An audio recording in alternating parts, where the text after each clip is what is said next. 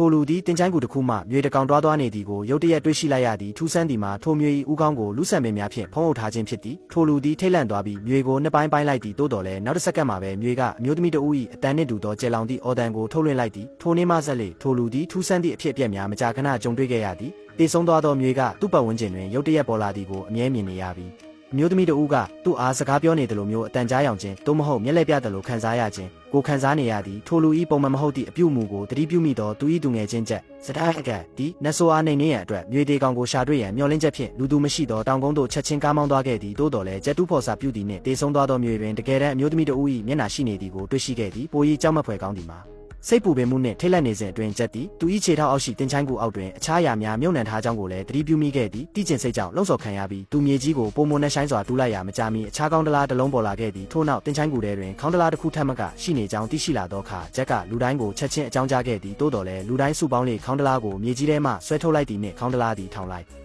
မြုပ်နှံထားယုံသားမကတန်ကြိုးများဖြင့်လည်းလုံခြုံစွာချိတ်ပိတ်ထားသည်ကိုမြင်တွေ့လိုက်ရသောအခါသူတို့တုန်လှုပ်ခြောက်ခြားသွားခဲ့ကြသည်ထင်ရှားသည်မှာတစုံတရာကိုအတွင်းထဲတွင်ပိတ်ဆို့ဖုံးကွယ်ထားခြင်းဖြစ်သည်သို့တော်လည်းညာဘက်ဖြစ်နေပြီဖြစ်သောကြောင့်လူတိုင်းသည်ခေါင်းတလားကိုအနီးနားရှိခြံတစ်ခုသို့ယာယီရွှေ့ပြောင်းကာအကာအကွယ်စီမံချို့ကိုချထားနိုင်ခဲ့ကြသည်တိုးတိုင်အောင်တန်းခေါင်ရန်အချိန်မှာပင်ထူးဆန်းသောအဖြစ်အပျက်များဆက်လက်ဖြစ်ပွားနေခဲ့သည်